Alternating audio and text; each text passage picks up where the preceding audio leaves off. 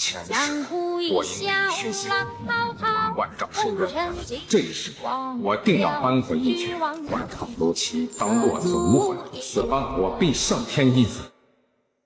在这个世界上，没有谁能够审判我，是你妈的老天爷！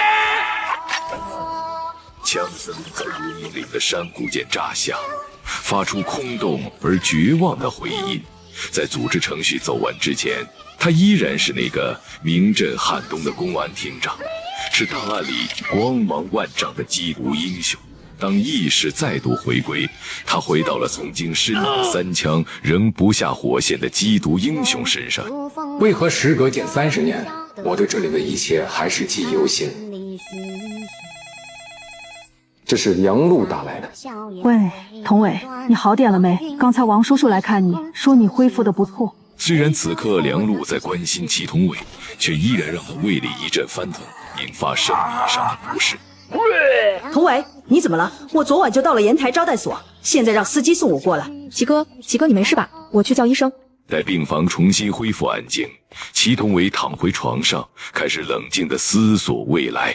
诺继续在政法系统，梁群峰就是我无法逾越的大山，而且政法系统的天花板太低了，即便走到巅峰，也不过是他老师高育良的位置。上辈子那晚天崩开局，我尚且能搏到公安厅长之位，堪称圣天班子。如今老天爷给了我重来的机会，我必要胜天一子。经过祁同伟的深思熟虑，他最终决定报考京城大学的经济学博士。考上京大经济学博士，未来从政便可进入地方党政系统，实现从条条到块块的关键转变。未来的发展空间与可能性将呈指数级增长。正所谓震一千仞冈，濯足万里流。至于能否考上，他有着绝对的自信。上一世虽身在政法系统，但眼界与阅历早已超越常人。当他正思忖着去哪里寻些经济学著作来恶补，一阵敲门声打断了他的思绪。门被推开，陈海和侯亮平的身影出现在门口，而在他们身后还站着2个人，一个是他曾经的恋人陈阳，另一个则是祁同伟憎恨一生的人梁璐。我听说童伟立功受伤了，就代表汉东大学来慰问一下。我在汉东浮沉这么多年，蠢人见过，坏人也不少，又蠢又坏的是不多。又蠢又坏的人没有强大的背景托底，早就被现实磨得粉碎。现在既然决定要跳出汉东这个圈子，那自然不用怪着梁璐。梁老师，我喜欢年轻的，对快40岁的老女人没有兴趣，你别浪费时间了。祁同伟，我家3代单传，我爹说我起码要生1个儿子。你少自作多情，希望你回到盐台继续好好工作。说罢，梁璐摔门而去。祁学长好样的，我早就看他不顺眼了。你和陈阳姐好好的，他非要横插一腿。祁哥，这梁璐他爸毕竟是梁书记，你这么得罪他，恐怕……童伟，你怎么样？疼吗？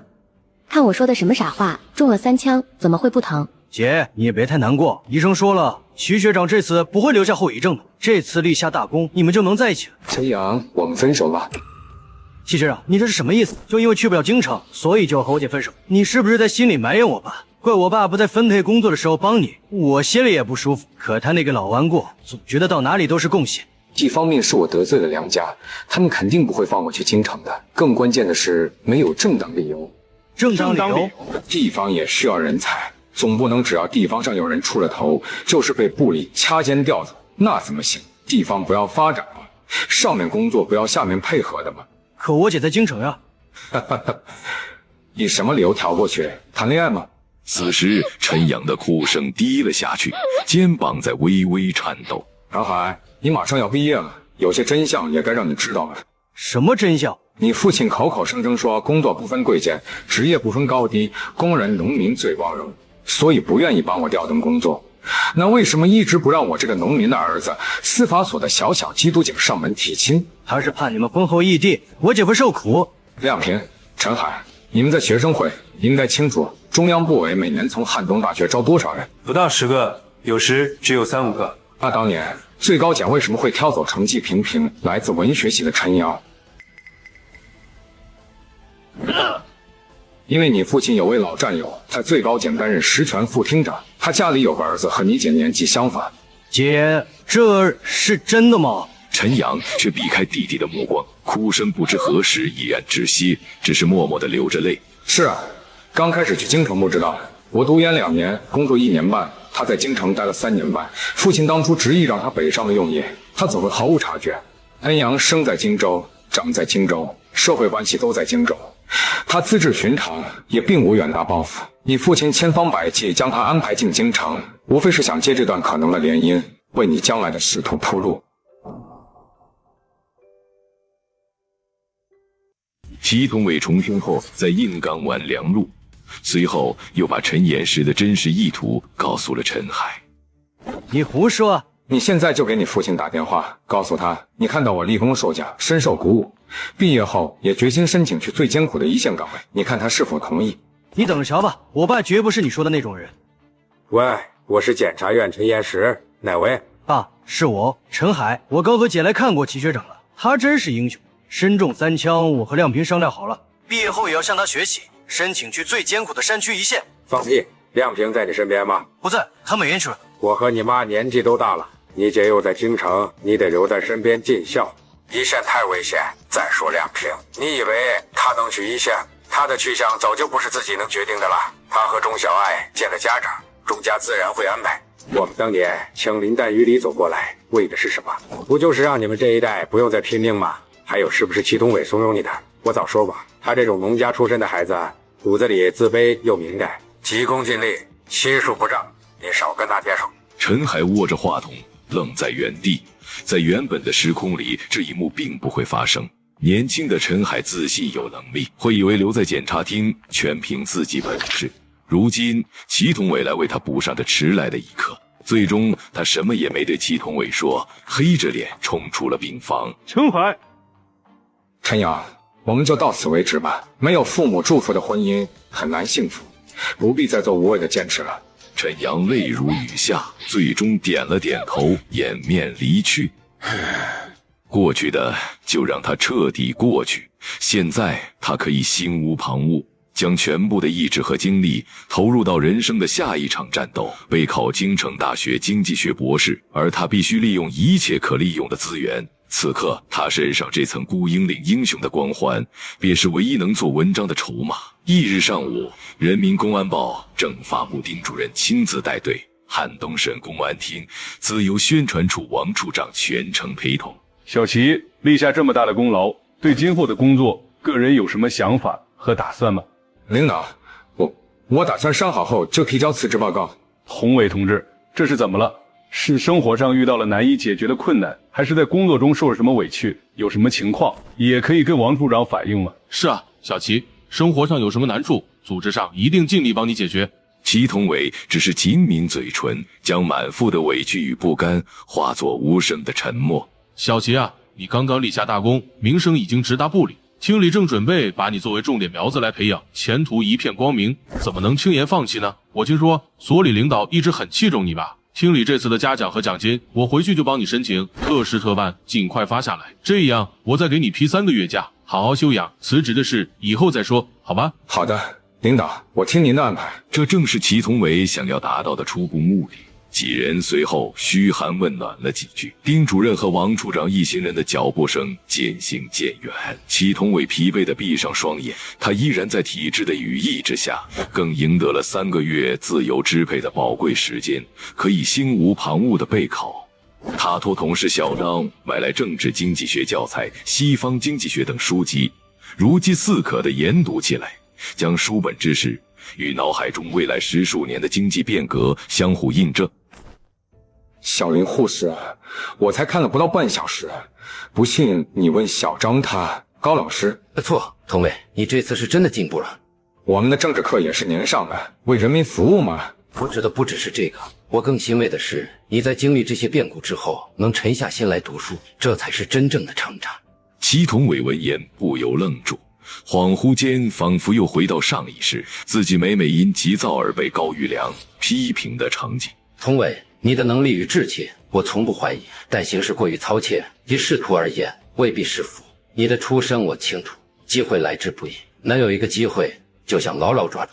这份心气，有时是动力，但更多时候却会成为你的破绽。要知道，很多时候急不如缓，动不如静。这些道理，前世高玉良也曾多次教诲，奈何彼时他心气已浮，羽翼渐丰，全然听不进去。此时听来，倒是有了不同的理解和感悟。老师，您怎么来言台了？是有什么学术会议吗？我是专程来看你，你和梁禄彻底摊牌了。也罢，当断不断，反受其乱。汉东，你不要再带，束缚太多，发展也受限。我有个师兄在震旦大学法律系当教授，我推荐你去他门下读个博士。好男儿志在四方，眼光要放长远，莫要只盯着汉东这一亩三分地。这是我的推荐信，招呼我已经打过了。祁同伟接过那封沉甸甸的信，沉默良久。前世他与高玉良一同走上歧路，对不起许多人，但细细想来，这位老师却从未亏待过他。然而他最终还是抬起头，迎向高玉良那严肃却难掩关切的目光。老师，我就不去沪上。祁同伟得罪梁禄，被高玉良得知后，高玉良推荐其去震旦大学就读法律系，却惨遭祁同伟拒绝。留在汉东困难重重，去沪上读博士更加的海阔天空嘛。同伟，你要懂得转变思路，就如你现在读的西方经济学所说的，不要被沉没成本束缚。你那个所谓的金饭碗不值得留人。从政，沪上终究不及京城；论学校，震旦也远不如京大。想到这里，祁同伟坚定地摇头。老师，我也打算读博，但我想要考的是经济学博士。为什么想学经济学？老师，这次在郭英岭缉毒，我亲眼看到了那个制毒村的真实面貌。唯有让地方经济发展起来，让百姓有正当的致富门路，才能从根源上铲除毒品滋生的土壤，这才是治本之策。高玉良凝视着弟子坚定的面容，眼中渐渐浮现出欣慰之色。这必有嘛？这封信我为你重写。学习不能闭门造车，沪上你还是要去，留在汉东变数太大。我会请师兄为你引荐一位经济学的老师给予指导，即便一次考不上，也可来年再战。火车在铿锵的节奏中一路向东，刚刚伤愈的祁同伟靠窗而坐，虽然身体还有些虚弱，但他的全部心神都沉浸在手中的教材中。抵达沪上时已是傍晚，走出西壤的火车站，他按图索骥，换乘了2趟公交车，直奔震旦大学。祁同伟见到了王大鱼教授，恭敬地递上高玉良的推荐信。玉良在信里可是把你夸成了一朵花啊！不过同伟啊，法学和经济学终究是2个路子。玉良说你立志于此，我自然要尽力相助。多谢王教授。你先坐一会，我去准备一下，稍后便回。大约过了近1个小时，王大鱼提着一个包回来了。看到祁同伟仍在专心读书，他不禁暗暗点头，眼中流露出赞许的神色。里面是1万块钱，是玉良在信里特意交代让我转交给你的。王教授，这不行，高老师已经帮我很多了，这钱我不能要。拿着，这是你老师的一片心意，他特意从汉东汇过来，就是怕你不肯收，让我务必转交。你要是真觉得过意不去，等以后学业有成了，再好好报答他也不迟。祁同伟知道再推辞便是矫情，不多时，一位看起来30岁出头、戴着眼镜、神情专注的年轻讲师敲门进来。这是沈毅，我们经济系的青年教师，理论基础非常扎实。小沈，这是祁同伟从汉东来的玉良教授的高足，准备报考经济学博士。祁同志，请跟我来。他带领着祁同伟来到一间安静的小教室。在辅导中，沈毅很快发现祁同伟对西方经济学的经典理论掌握的确实粗疏。然而，当话题从书本转向现实，祁同伟的眼神立刻变得不一样了。他思维极其活跃，常常跳出经典理论的框架。祁同志，和你讨论很有收获，这些是必读的基础教材，你先抓紧时间看完，下周同一时间我们继续。这2个月里，祁同伟如饥似渴地汲取着经济学的养分，水平突飞猛进。而与此同时，远在千里之外的荆州市，梁家却已是另一番光景。梁群峰膝下2子1女，除了幼女梁璐在汉东大学任辅导员，长子梁瑜任省监察厅办公室副主任，次子梁杰任汉东省监狱副监狱长。祁同伟太不识抬举，爸，您能不能把他这次的功劳抹了，让给别人也行？梁群峰听着女儿这番不过脑子的要求，眉头深深锁紧。小洛，做事不能只凭一时一气，你这个要求太孩子气了。我刚刚收到消息，公安部正在酝酿祁同伟这次的事迹，这就好比厂里放着台闲置老设备，以前占地方，想报废了处理掉，可偏偏这时候上面的领导听说了，说过几天要来看看这台公司设备，你怎么办？你非但不能动它，这几天还得给它做保养，擦擦灰尘，把它弄得焕然一新。等领导看过了，风头过去，是当废铁卖掉，还是拆零件用，还不是随你心意。行了，我知道了，那就让他再得意几天。然而事情并未就此结束。第二天，梁锦亲自找到了梁璐。小妹，祁同伟那小子让你受这么大委屈，难道就这么算了？不然呢？爸的话你没听见？现在动他，不是我枪口上撞吗？明着来当然不行，但我们可以来暗的。我认识几个人，可以给他一个永生难忘的教训，保证让他身败名裂。什么办法？我准备给他安排一场艳遇。哈，坚贞不渝的很，一般的美人计恐怕迷不住他。嘿嘿，这世上哪有那么多坚贞不渝？如果软的他不吃，那就来硬的，一杯下了药的酒灌下去，他还不是任我们摆布？好，就这么办。需要我做什么？这事我来安排。不过小妹，你也知道，搁在监狱系统，清水衙门办这种事也是要打点的。而且最近有件事，非得老爸点头不可。原来梁锦早已收受了一份重礼，答应为某个特定的人运作升迁。一场肮脏的交易在茶香袅袅中达成。然而人算不如天算，梁锦派去的人在砚台蹲守了整整1个星期，却连祁同伟的影子都没见到。负责蹲守的人心下起疑，花了点钱，终于从司法所内部一个工作人员那里得到了确切消息。3个月长假，还没回那个穷山沟的老家，也没在荆州出现，这小子能跑到哪里去？祁同伟的消失像一片阴云，悄然投在了梁锦的心头，让他隐隐感到，这个农村来的小子似乎并不像他们想象的那么简单。3个月长假已过去大半，祁同伟依然不见踪影。90年代想要神不知鬼不觉地查一个人的行踪，无异于大海捞针。更何况这件事是背着梁群峰做的，梁锦更不敢大张旗鼓地去查，只能依靠那些上不得台面的江湖关系。而在汉东大学教师宿舍里，梁璐正与吴慧芬对坐饮茶。慧芬，你说那个祁同伟到底躲到哪里去了？一想到他让我这么没面子，非得给他个深刻的教训不可。小璐何必为了一个不相干的人动这么大的气？他一个毫无根基的年轻人，还能飞出汉东省不成？迟早会出现的。我就是咽不下这口气。我梁璐什么时候受过这种委屈？要是连他都收拾不了，我以后在汉东大学还怎么待？吴慧芬看着梁璐，心中念头飞转。为了表明高家与梁家是同一阵线，吴慧芬决定透露这个无关紧要却能显示诚意的信息。小璐，你也别太心焦，这都不算啥。玉良前几天还往沪上震旦大学汇了一笔钱，数目不小，有1万块呢。我问他用来干什么，他怎么也不说，说不定是在外面养什么人呢。沪上1万块？慧芬，我忽然想起有点事，先走了。离开高家，梁璐马上联系了梁姐，将高玉良往沪上汇了1万块这个消息告诉了他。当梁锦安排的人手风尘仆仆赶到沪上，他们再一次落空了。此时的祁同伟已经悄然返回了临城市雁台山区的司法所，他把所有时间全部投入到论文的构思和资料收集中。他将手稿仔细誊抄，与王大宇教授帮忙争取到的2位震旦大学经济学教授的亲笔推荐信一同封入厚实的牛皮纸信封。信封上的收件人是京城大学经济学院的李教授。就在祁同伟归队后的次日，他被正式授予公安系统1级英雄模范称号，并须于1月后赴京参加隆重的表彰大会。也正是在这个消息不胫而走的同时，梁锦安排的那批人像嗅到气味的猎犬般再次回到砚台。可当他们风尘仆仆地赶到，却愕然发现目标再一次消失了。祁同伟已接到通知，前往省城荆州为进京授讲做前期准备和相关培训了。就在他将推荐信与论文寄出整整20天后，午后他接到了高玉良的消息：同伟，来我办公室一趟。祁同伟放下电话，深深吸了一口气，又拨出去一个电话，大声聊了几分钟，便离开了电话房。你这是来我这抓特务来了？老师，小心驶得万年船。说正事，北大的李教授亲自来电话，要你5天后去参加面试。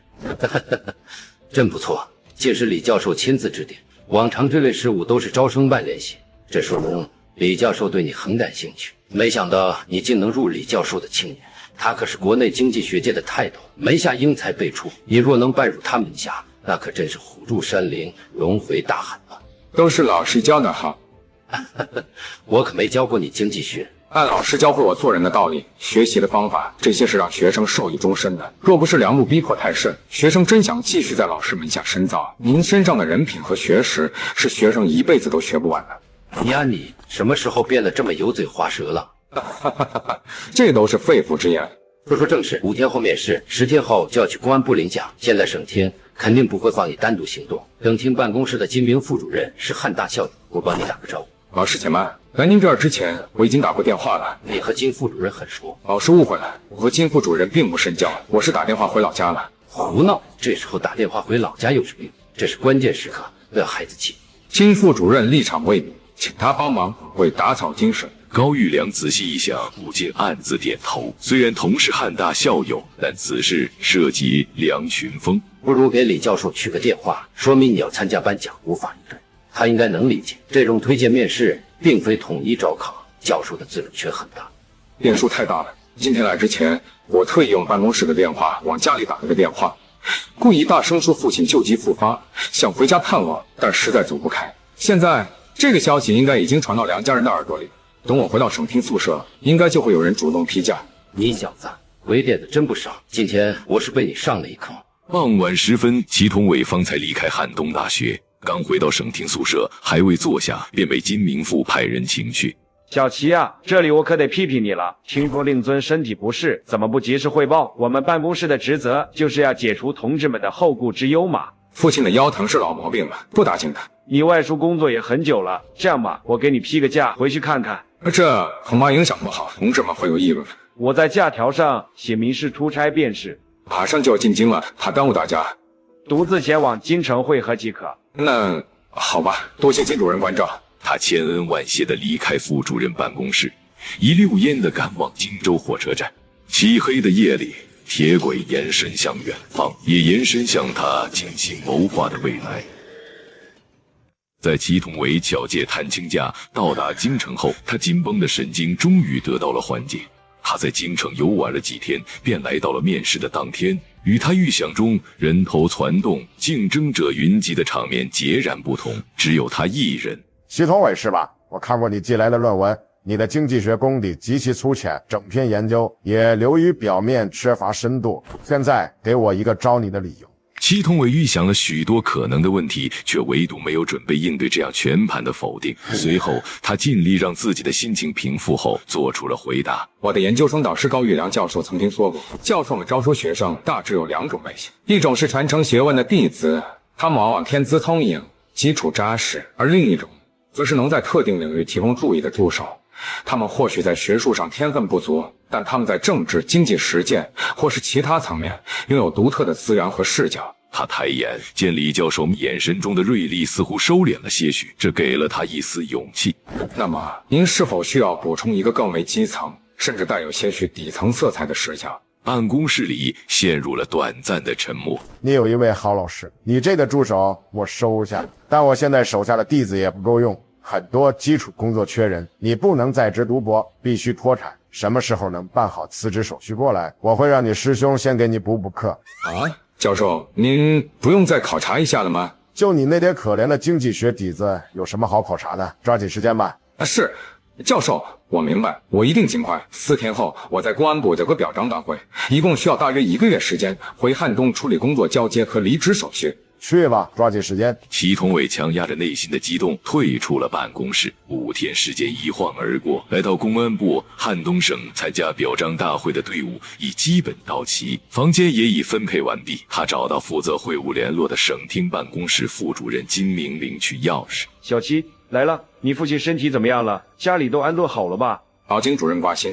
我到了荆州市火车站，又给家里打了个电话，父亲一切都好，我就没回去了。长这么大都没见过天安门，趁着这次有机会，我就提前到京城了。这次自作主张，没及时向您汇报，我向您检讨。年轻人嘛，可以理解。我当年第一次有机会来京城，也是下了火车直奔天安门拍照留念。这是你房间的钥匙。这次会议规模大，参会人员多，安排的是双人标间，你和宣传处的王处长一间，没问题吧？没问题，服从组织安排。两人又寒暄了几句，祁同伟便告辞离开。办公室的门刚一关上，金明脸上的笑容瞬间消失。小狐狸真会算计，估计是跑来京城私会陈阳了吧？耍这种小聪明，就算成功100次，也改变不了你和梁家之间云泥之别的实力差距。等这阵风头过去，有你受的。门外，祁同伟握着冰凉的钥匙，脸色同样沉静如水。这个金明绝对已经倒向梁家，但是小爷不陪你们玩了。时间一晃而过，庄严的表彰大会正式开幕。来自全国公安系统的代表齐聚一堂，气氛隆重而热烈。大会进行到第4天下午，是备受瞩目的10大英模颁奖环节。祁同伟本以为自己已能平静面对，回想起孤英岭的枪声与鲜血，一股难以抑制的热流还是猛地冲上了眼眶。属于政法系统干警祁同伟的篇章已成为过去。按照日程，明天上午举行闭幕大会后，下午各省队伍便可返回。因此，当晚公安部设下了盛大的庆功晚宴。晚宴上，祁同伟并未与汉东省的代表团坐在一起，而是与其他几位1级英模同席。同志们，你们是公安战线的骄傲，是全体干警学习的榜样。你们用热血和忠诚守护了万家灯火，党和人民感谢你们。这杯酒，我敬大家。为人民服务。就在这热烈激昂的时刻，桌上却突然传来一声压抑不住的、带着哽咽的哭声，不是别人，正是祁同伟。小祁同志是吧？孤英岭身中3枪的硬汉子，流血不流泪，怎么在这里哭起鼻子？带队的副省长兼公安厅长许红看到此景，连忙离席，快步赶了过来。部长，我不怕流血，我就是伤心。以后恐怕不能再和战友们并肩作战了。小祁，你胡说什么？厅里正准备对你重点培养，你怎么能说这种话？让他说。报告部长，我已经考取了京城大学李教授的经济学博士研究生，回去之后就准备提交辞职报告，专心读书了。经济发展确实是我们国家当前最重要的任务。李教授是经济学界的泰斗，你能拜入他门下是很好的机遇。希望你学有所成，将来为国家做出更大的贡献。你的1级英模称号是我亲自点的头，我看过你的材料，有勇有谋，是棵好苗子。本来想着让小张关注一下你，如果汉东省用不好你这样的人才，就把你调到部里来锻炼。现在你有更好的发展也好，记住，无论在哪里，都不要辜负了自己的才华和这份初心。祁同伟闻言猛地一愣，抬头望向部长，眼中充满了意外与复杂的情绪。说完，部长带着勉励的笑意离开了。第2天，当他再次醒来时，已经在公安部招待所的宿舍里。在庆功晚宴上，祁同伟面对部长的一番话，得罪了省厅许多人。当他第2天醒来时，就见站在一旁的王处长脸色阴沉地看着他。王处长，您这是？小祁，我帮你申请奖金，给你特批了3个月的假。自问，我没有得罪过你吧？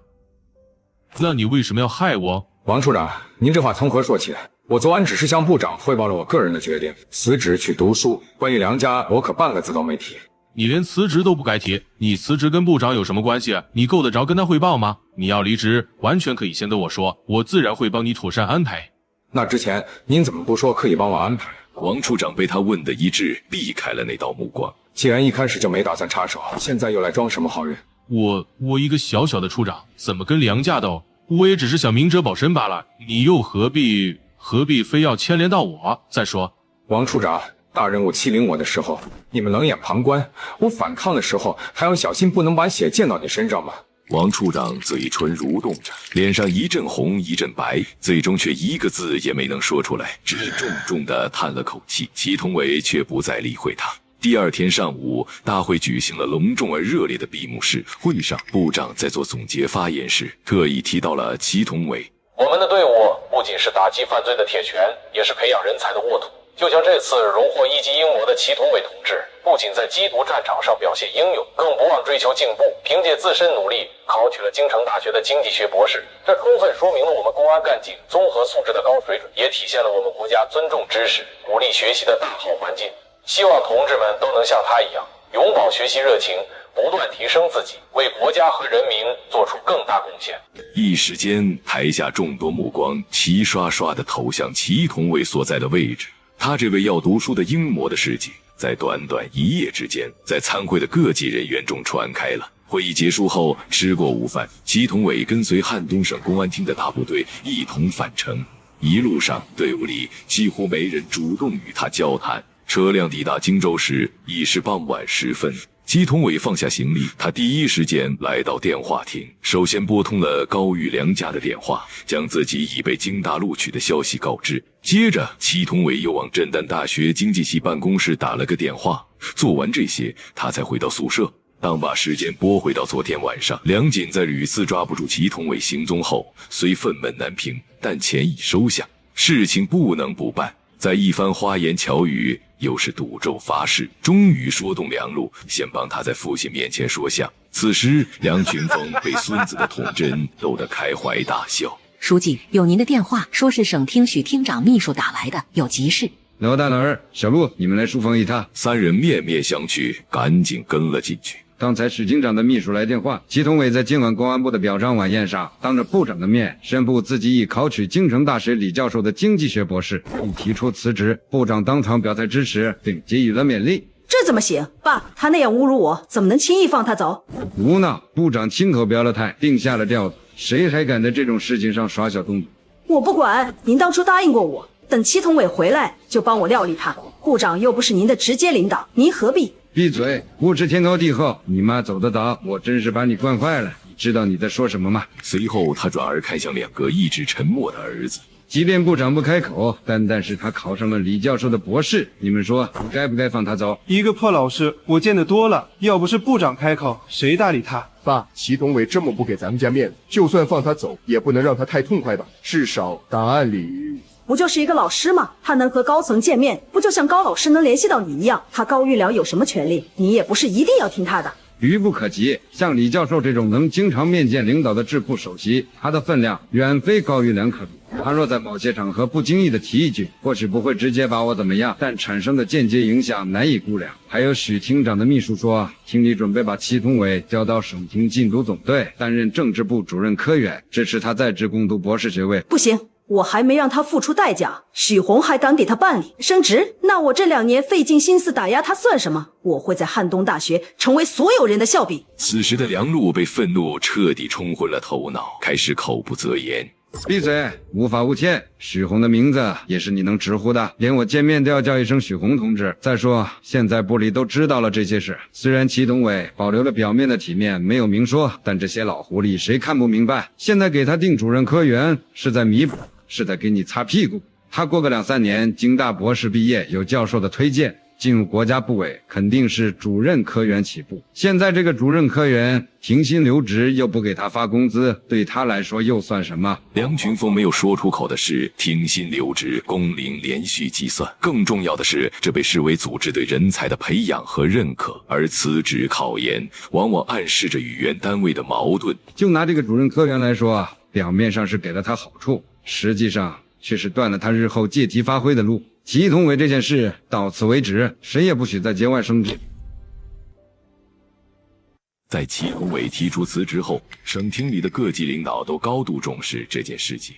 翌日清晨，祁同伟在省厅食堂简单用过早饭，正准备返回宿舍，便被金明副主任偶遇了。小祁，起得挺早啊，来我办公室一趟，有点手续上的事要跟你谈谈。好的，金主任。小祁啊，这次的事情闹得动静不小，既然部长开了金口，厅里也不会留你，但你也要懂得分寸，要感恩。他刻意停顿，观察着祁同伟的反应，见对方依旧沉稳，才慢悠悠地继续说：厅里对有功之臣向来不会亏待，你将调任省厅禁毒总队，担任政治部主任科员，明确正科级，同时给你办理停薪留职手续。这个安排许厅长是顶着一些压力的，也是看在你确实立过功的份上。这番话软中带硬，既点明了他闹事的不该，又强调了厅里的宽容与恩典。谢谢金主任提醒，也请代我转达对许厅长和组织的感谢。你能这么想就好，手续都在这里，你尽快填好。档案关系，厅里会按规定转到禁毒总队，等你博士毕业再说。我明白。还有梁禄同志那边，毕竟同事一场，有些事情过去了就让他过去，做人留一线，日后好相见嘛。金主任，我一直很感激汉东大学和公安系统对我的培养，我去读书是为了追求知识，更好的报效国家，其他的事情我并不关心，也没有精力关心。他既没有答应过去，也没有否认同事一场，只是明确划清了界限。这种超然的态度反而让金明一时语塞。好，你有这个觉悟就好。祁同伟起身微微颔首，拿着文件从容离开。金明看着他的背影，眼神复杂。这个年轻人比他想象中更难拿捏。午饭过后，高玉良早已在办公室等候祁同伟多时。做手续都办妥了。